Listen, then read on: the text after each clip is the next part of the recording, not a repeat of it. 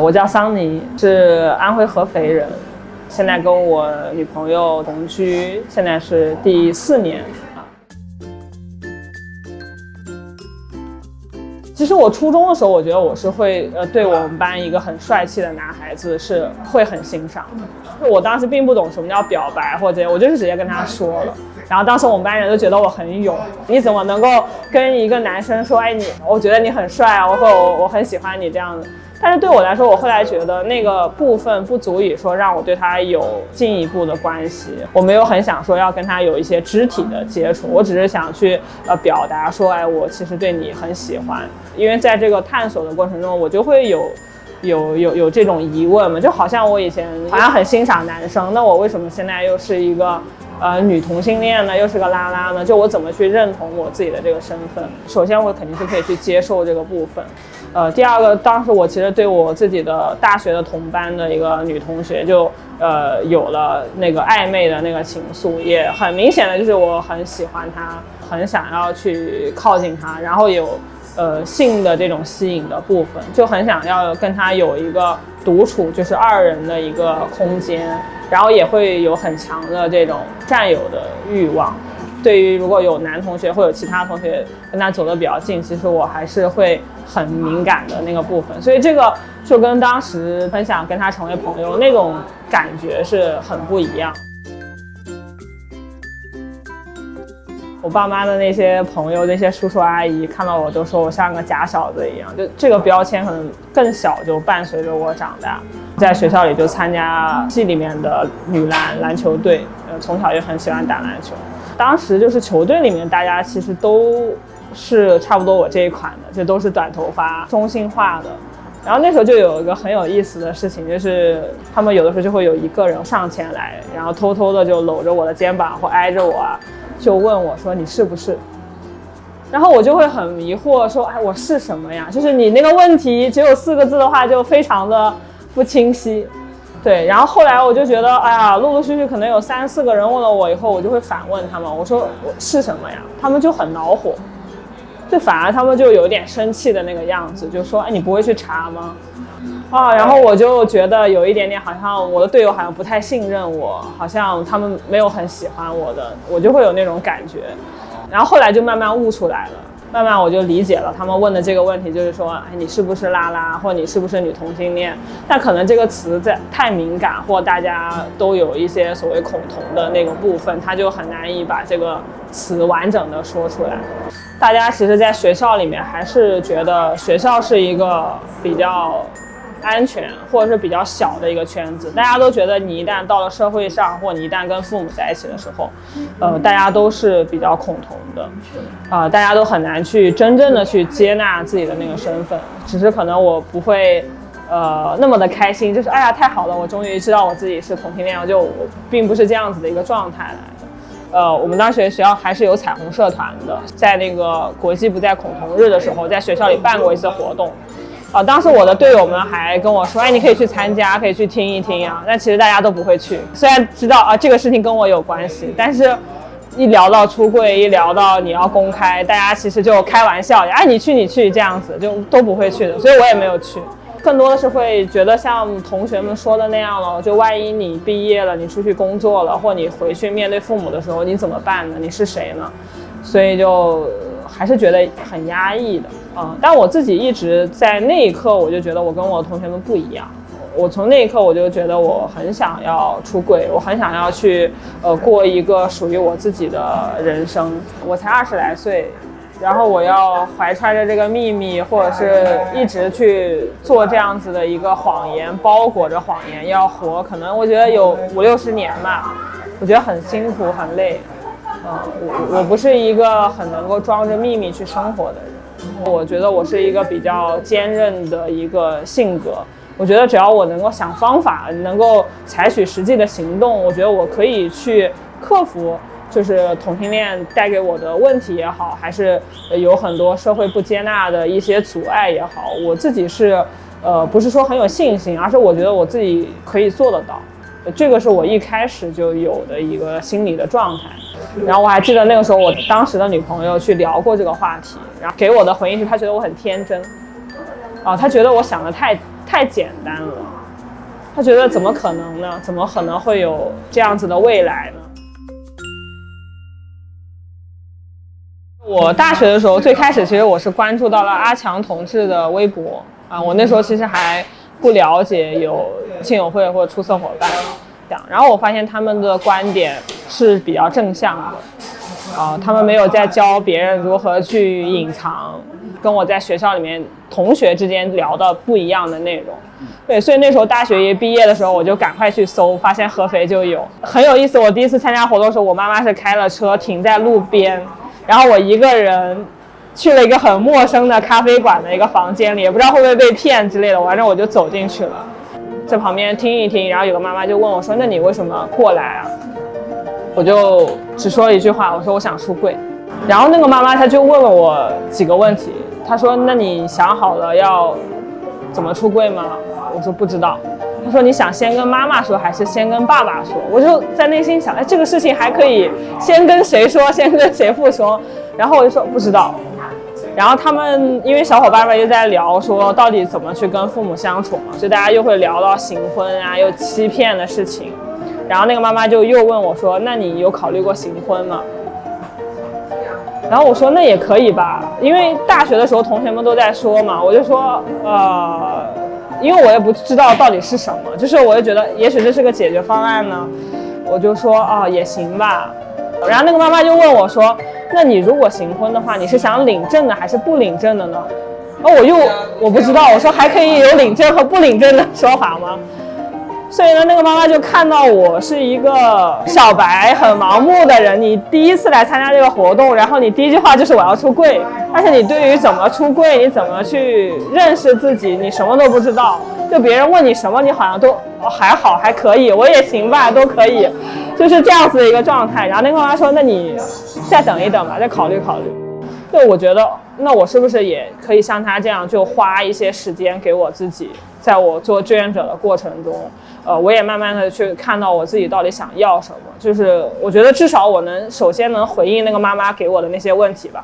到底我要不要说，我跟谁说，哪怕我要行婚，我是找一个什么样的人，我怎么行婚，就是我都很想要知道这个问题的答案。就很像那个时候我大学同学问我说你是不是一样。当我做了志愿者以后，就清查他们会给我发信息说我们准备做活动了，你有没有时间来帮忙啊，或者你要不要来参加呀？对，然后我就会看到原来活动有好多种类型。后来发现要有分享会啊，然后也认识到原来还有家长也可以做志愿者。我觉得哇，这些妈妈们好厉害啊！她们怎么能够又接纳自己的孩子，还愿意出来去跟别人去讲他们的故事，甚至会帮助别人。听了很多之后，我就觉得可能这个没有那么困难。可能我跟我父母的这个关系，或者说我对我自己的这种认同的部分，我觉得应该不至于说要弄到那么可怕的地步。听到了很多很积极的故事以后，我就像看到一些光一样，就觉得这个事情是可以变成积极的方向的。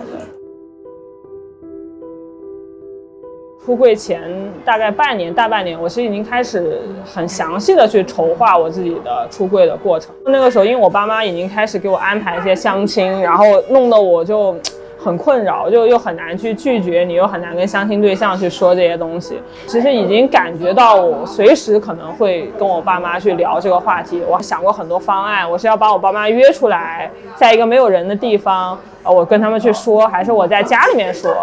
朋友邀请到我家里做客，然后我跟他们去说的时候，你们正好在。我想过可能很多个方案，结果最后出柜的时候就完全跟我的想的方案一点都不一样。我妈那个时候就已经知道我在做一些志愿活动，但我妈就主动跟我提这个事情，就说你现在的朋友啊很多都是同性恋啊，然后你跟他们一起去参与活动啊，或者是一起玩啊，那你怎么想你的这个婚姻大事啊，或你对你自己的婚恋有什么规划呀？然后我觉得那个时候我已经准备了非常充分了，我也想了很久了。我觉得如果那一刻我要是说不是的时候，我觉得第一我说不出口，第二我觉得如果我说了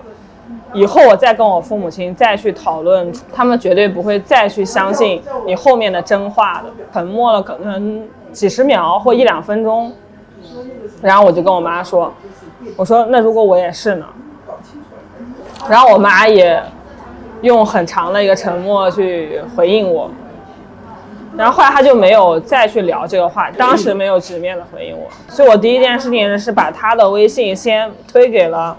合肥家长志愿者，像丽丽妈妈、犬犬妈妈，然后我就用我自己的微信跟他们说，我说我今天早上突然出柜了，我妈妈现在已经知道了。我就说我妈现在也没说什么，但我不知道她后面的情绪怎么样。家长志愿者其实就给我很大的信心，他们说没有关系，看她会不会加我们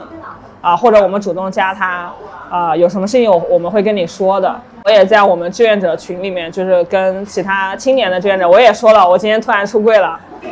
然后到处搬救。对对，就是还什么事都没发生呢。对，什么事情都没有。我觉得我真的是做好很多准备。就是我那一刻，我觉得我是作为同性恋的专家，我知道这一刻我父母亲最需要什么，我需要做什么，所以我是没有慌乱的，很冷静的去处理这些东西。只是我妈妈她不知道我做了这些东西。对，在随后的2-3周里面，我其实并没有跟我妈妈有太多直接的交流，就最多可能就隔很多天问她你吃饭了吗，或者你在干嘛之类的。就她如果不主动给我发信息，我也不太会主动发信息。跟她相处日常相处模式还是差不多的，但是我会每一天都会问犬犬妈妈、丽丽妈妈他们，我就说我妈妈今天有没有哭啊，有没有跟你们说什么呀？你们有没有发资料给他们呀？然后妈妈就说别着急，不要一下子都发给她，她可能会压力很大。然后有的妈妈说她今天问我了，问说你是谁啊之类的，她会说或者过2天就说我把你妈妈拉到家长的那个群里面了之类的。就是我每天是会从我的那些眼线那里知道我妈所有动态，但是我没有直接的跟她有交流，因为我父母亲他们是精神病医院的医生和护士，他们在知道这个信息的时候，第一可能会把我送到精神病院里面。我觉得这个可能是很多孩子或很多家长他没有的现实条件，但是我是有这个现实条件。我觉得我爸妈会把我抓起来，会把我关到一个病房里面，会隔绝我的社交。大学的时候我觉得很吓人很可怕，因为我的那些同学们都跟我说你千万不要讲了以后父母会怎么样。我觉得我已经被恐吓过好多年了，那3-4年都在被恐吓。但是当我真的跟我妈妈去说了之后，我发现我观察了她那2-3周的过程，她其实是比我想象的要坚强很多。第一，她没有把很多的情绪传递给我，就是她后来其实我听过她很多次分享，她会说到她经常会哭啊，她会很难受啊，但是她没有给我打电话，或者说没有说我要去你工作的地方去闹啊，或者怎么样，都没有。等我下一次见到他的时候，他就准备了很多问题要问我，比如说你怎么知道你怎么发现的？你怎么知道你自己是同性恋的？你能不能改啊？或者说他会问我，比如说是不是我怀孕的时候有一些什么情况啊，导致说你才是变成拉拉的？对我来说，我觉得并不像是医生和患者的关系，我觉得更多就是。我觉得是我妈妈，她很愿意去听，她一直给我的感觉是她很愿意去听我跟她说的话，她很愿意去了解我，她想知道我这个女儿她到底怎么了。我自己那一刻因为已经准备了很长时间，所以对于她的那些问题来说，我其实是有答案的，或我提前有了解过，我准备好了，我知道我自己要怎么回应她，就不至于说像那个时候去。第一次说要出柜，见到那个妈妈的时候，那个妈妈问我什么，我都是懵的，我都能够去回答她、回应她。那她听完了之后，她就是她的那种状态，就是我知道了，我了解了。她也不会表现出她马上就接受，但是你能看到她的那种感觉是，她不会去抗拒，她不会去拒绝，就是说你说这东西不会是为了哄我的吧，或你是为了吓唬我的吧。他没有怀疑，他就是很认真的去听我跟他说的这些事情，然后他就再去想一想，他的反应跟我预想到的他是一个恐怖的妈妈、可怕的家长的那个状态是完全不一样的。然后他又愿意拉着我的手，或他愿意去有目光的注视去看着我，我觉得真的是很像母女之间，就是坐下来就是那种促膝长谈的那种感觉。给我的感觉是很温暖的。出柜的这个过程，并没有那种冲突或张力很大的那个部分。一方面也是我自己其实是为了这个课题或为了这个议题，我真的是从一开始就认定了，就我真的是很想出柜的，这个中间没有犹豫过。我认识太多的家长，认识太多的社群的朋友伙伴，我有非常强大的社交网络在支持我自己，哪怕我母亲那个时候她很激烈，哪怕她非常的痛苦，但我自己不会倒下来。首先我能把我自己承托住，我先照顾好我自己，我才能够去照顾她。从我妈的角度上面来说，我觉得我有点小看了她。我真的是觉得在处理她，我跟她出柜后面的那个阶段，我发现她是一个心态很开放的一个家长。我觉得这个可能也不一定每一个小伙伴的父母亲都能做到这一点。就真的是我邀请他去参加活动也好，或者我问他你要不要今天跟我一起去见见新朋友也好，他都愿意。他那时候已经50来岁了，他是妈妈那种长辈们，他愿意跟那些10几20岁的孩子们一起吃饭一起玩。他就觉得这个是我女儿的新认识的朋友，或他现在这个阶段可能会需要认识这些朋友，他就愿意来参加。对于他来说这是一个新的东西，他愿意去重新去学习去接受。我觉得这个我是很佩服他的，因为可能在家里面好像我爸爸是比较强势的或者说大男子主义的家里面的一家之主，我觉得他好像一直都是附和他的。但是在这个事情上面，我觉得他让我看到了那个作为母亲对孩子的那个爱的那种就是很厚重的那个部分。